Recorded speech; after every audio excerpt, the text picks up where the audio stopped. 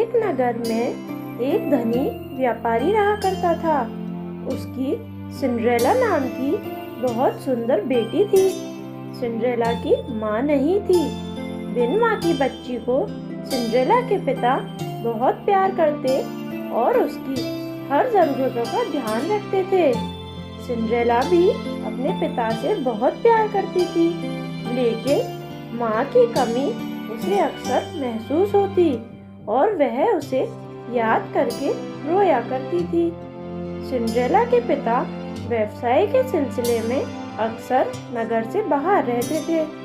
अपने पीछे उन्हें सदा सिंड्रेला की चिंता सताया करती थी, इसलिए उन्होंने दूसरा विवाह कर लिया और सिंड्रेला के लिए माँ ले आए।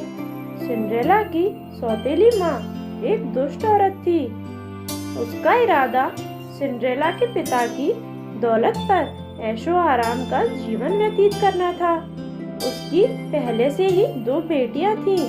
वे बदसूरत और अपनी माँ की तरह दुष्ट थीं। शादी के बाद सिंड्रेला की सौतेली माँ और बहनें उसके घर पर रहने लगी। सिंड्रेला के पिता के सामने तो वो उससे बहुत मीठी बातें और बहुत अच्छा व्यवहार करती थी, लेकिन उसकी पीठ पीछे सिंड्रेला को तंग करने का कोई अवसर अपने हाथ से जाने नहीं देती थी। एक दिन सिंड्रेला के पिता को व्यवसाय के सिलसिले में नगर से बाहर जाना पड़ा।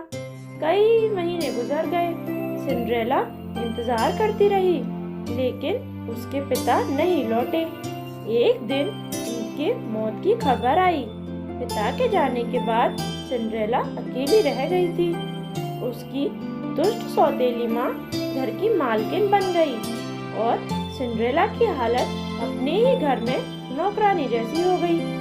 राजकुमारी की तरह जीवन जीने वाली सिंड्रेला को उसकी सौतेली माँ पहनने के लिए फटे पुराने कपड़े देती और घर का सारा काम करवाती। फटे पुराने कपड़ों में भी सिंड्रेला बहुत सुंदर लगती थी, इसलिए उसकी दोनों बदसूरत बहनें उससे जलती कुड़ती रहती थी। अकेली सिंड्रेला के दोस्त उस घर में रहने वाले 2 चूहे और एक चिड़िया थी। दिन भर काम करने के बाद जब भी सिंड्रेला को समय मिलता तो वह उनके साथ खेला करती थी। एक बार पूरे राज्य में यह घोषणा हुई कि राजा राजमहल में एक बहुत बड़े जलसे का आयोजन कर रहे हैं। उस जलसे में आने वाली लड़कियों में से ही एक लड़की राजकुमार विवाह के लिए चुनेंगे। जलसे में राज्य की सभी लड़कियों को बुलाया गया। इस घोषणा के बारे में जब सिंड्रेला की सौतेली बहनों को पता चला तो वे भी जलसे में जाने की तैयारियां करने लगी। सिंड्रेला भी राजमहल का जलसा देखने को उत्साहित थी, लेकिन उसकी सौतेली माँ ने सिंड्रेला को वहां जाने की अनुमति नहीं दी। उसे पता था कि सिंड्रेला की सुंदरता के सामने उसकी बदसूरत बेटियों की दाल नहीं गलने वाली। जलसे के दिन सिंड्रेला को 2 गुना काम सौंपकर उसकी सौतेली माँ अपनी दोनों बेटियों के साथ जलसे में चली गई। उदास सिंड्रेला दिन भर घर का काम करती रही और जलसे के बारे में सोचती रही। काम खत्म कर जब वह अंगीठी के पास बैठी तो नन्ही चिड़िया और दोनों चूहे उसके पास आए और उसका मन बहलाने की कोशिश करने लगे, लेकिन उदास सिंड्रेला का मन नहीं बदला और उसकी आंखों में आंसू आ गए। वह अपनी माँ को याद करने लगी और सोचने लगी कि उसकी माँ होती तो आज वह भी जलसे में जा पाती। सिंड्रेला यह सोच ही रही थी कि अचानक उसके सामने एक परी प्रकट हुई। परी ने सिंड्रेला से उसकी उदासी का कारण पूछा तो उसने जलसे की बात उसे बता दी। परी ने सिंड्रेला को जलसे में जाने के लिए तैयार किया। अपनी जादुई छड़ी से उसके फटे पुराने कपड़ों को नए और खूबसूरत कपड़ों में बदल दिया। रसोई में रखे कद्दू को उसने जादू से एक खूबसूरत बग्घी बना दिया और दोनों चूहे घोड़े बन गए और चिड़िया कोचवान। सिंड्रेला के खूबसूरत पैरों में परी ने कांच की जूतियां पहनाई और आंखों पर नकाब पहना दिया। अब सिंड्रेला बग्गी पर बैठकर जलसे में जाने के लिए तैयार थी। जाते जाते परी ने सिंड्रेला से कहा कि उसका जादू रात 12 बजे तक ही है। 12 बजे से पहले उसे किसी भी सूरत में वापस आना होगा, नहीं तो जादू समाप्त होते ही वह अपने फटे पुराने कपड़ों में आ जाएगी। सिंड्रेला ने परी को वचन दिया कि वह रात 12 बजे से पहले घर वापस आ जाएगी और जलसे के लिए निकल गई। सिंड्रेला जब जलसे में पहुंची तो सब उसकी सुंदरता देखकर हैरान थे। वह जलसे की सबसे सुंदर लड़की थी।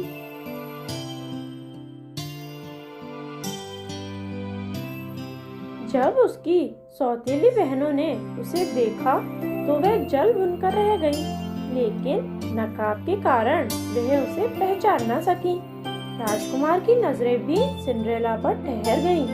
राजकुमार को पहली ही नजर में सिंड्रेला से प्रेम हो गया था। वह उसके पास गया और उसे डांस के लिए आमंत्रित किया।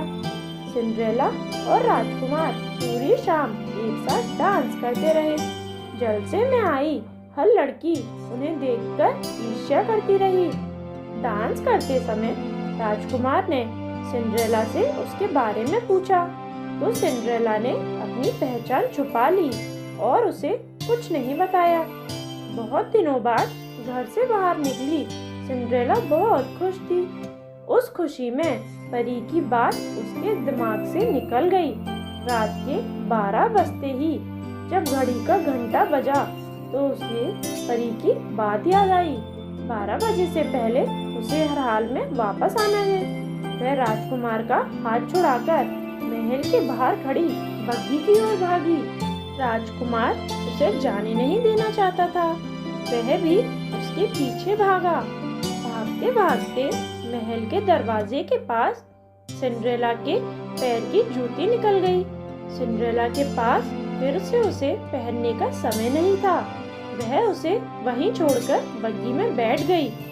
जब राजकुमार दरवाजे तक पहुंचा तब तक बग्गी वहां से जा चुकी थी और सिंड्रेला भी। राजकुमार उदास हो गया और महल में जाने लगा। तभी दरवाजे पर पड़ी कांच की जूती पर उसकी नजर पड़ी और उसने उसे उठा लिया।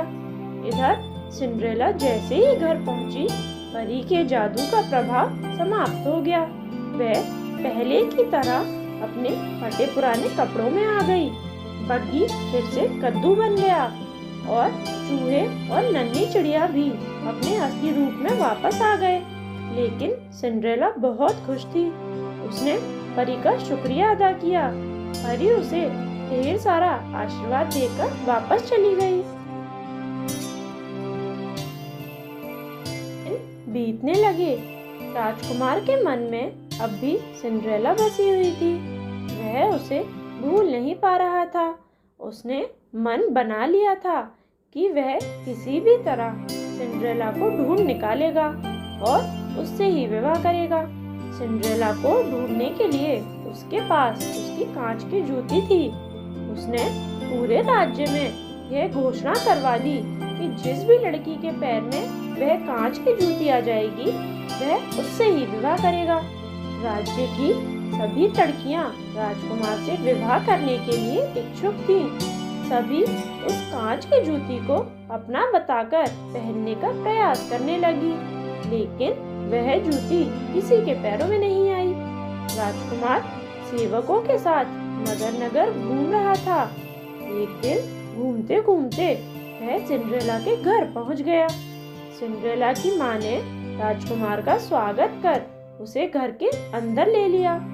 वहाँ उसे अपनी दोनों बेटियों से मिलवाया, लेकिन सिंड्रेला को राजकुमार के सामने नहीं आने दिया। सिंड्रेला की सौतेली बहनें कांच की वह जूती पैर में घुसाने में लग गईं, लेकिन लाख कोशिशों के बाद भी वह उनके पैरों में नहीं आई।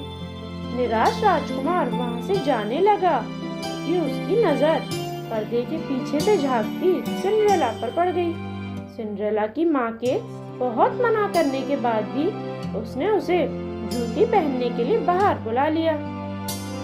सिंड्रेला ने बाहर आकर जब जूती पहनी तो वह उसके पैर में आ गई।